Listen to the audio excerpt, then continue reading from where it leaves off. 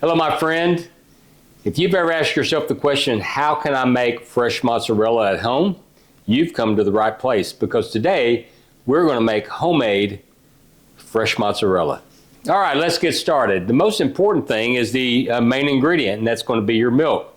This is my brand that I can get it available anywhere in any store in my area, but it's an ultra pasteurized milk. Ultra pasteurized is done at such a high heat that it actually messes with the proteins within the milk, and it will not come together in a curd the way you want. So I opt for the other default, and that is I buy raw milk to make my mozzarella. So the first thing I like to do is I like to salt my milk. So I salt the entire milk, and I use the 1% rule that I learned from Chef Jacob Burton. The 1% rule says that you use 1% of the weight of the product in salt, and that gives you perfect seasoning. You see, we humans detect 1% as being the perfectly seasoned amount for most foods for most people. There are exceptions to that. This is not the video for that. How do I know how much salt to add to my gallon of milk? Now let's just ask our friend ChatGPT. A gallon of raw milk will weigh 3,900 grams. Take 1% of 3,900, and that's going to give you 39 grams. I'm going to weigh that out right now. Then we're going to add some citric acid. After the curds are heated and acidified, they reach the ideal pH range for stretching. Now at this point, the proteins become pliable and elastic, allowing them to stretch and form that shiny mozzarella that you and I both love. I'm going to set my pot, in this case a large Dutch oven, on the stove and turn the heat up. We want to heat this up slowly. We're not in any rush. We do not want this milk to scorch, or it's no good. It's thrown out. So once we get it warming up, I'm going to add the salt and the citric acid to it, and I'm going to stir with a whisk very thoroughly until it completely dissolves. And I'm going to slowly bring up that milk to a temperature of 88 degrees Fahrenheit or 31 degrees Celsius. Now when it hits that temperature, I'm going to add my rennet, just a 1/4 teaspoon. And be very careful.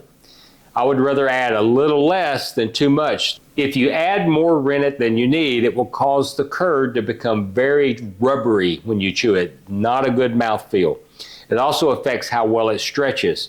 So keep that rennet at a 1/4 teaspoon, even if you have to be 1 drop under that. Once you add it to your milk culture, stir continuously for 20 to 30 seconds. Continue heating until the milk reaches 105 degrees Fahrenheit or 40.6 degrees Celsius. Remove it from the heat and let it sit. You're going to let it sit there for 5 minutes up to 20 minutes.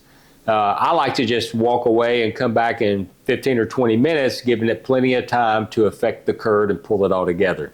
Using a slotted spoon or a spider, remove the curd into a clean bowl. Now some of the whey will go with it, and that's okay.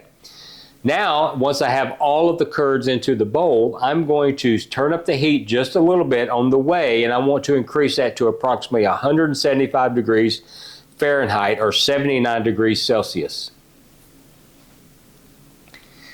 Now the reason we're heating the whey is so that when we pour it over the curds, that heat will start melting the curds and allowing us to stretch it more easily. Now, while you're waiting on that whey to heat up to the proper temperature, go ahead and reach in and start squeezing the curds to expel some of that whey from the inside of the curds.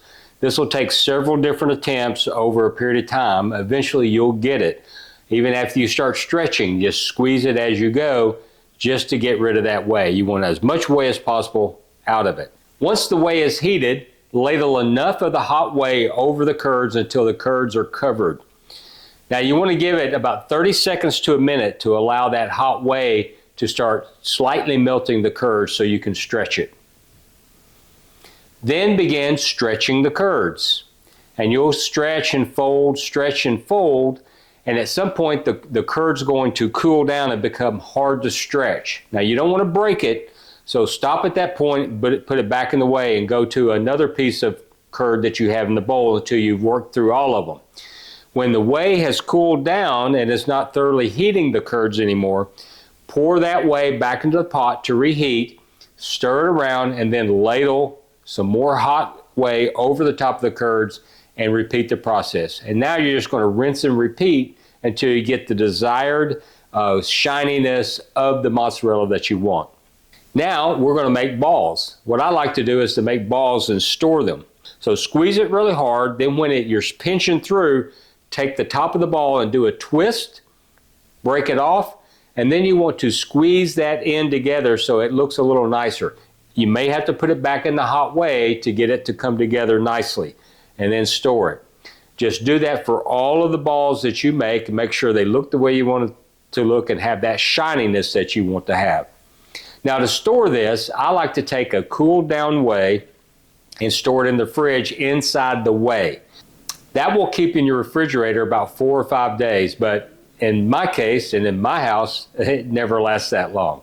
You know what? It's my favorite time of day. It's tasty time. More mozzarella cannot be beat. So here we go. Oh.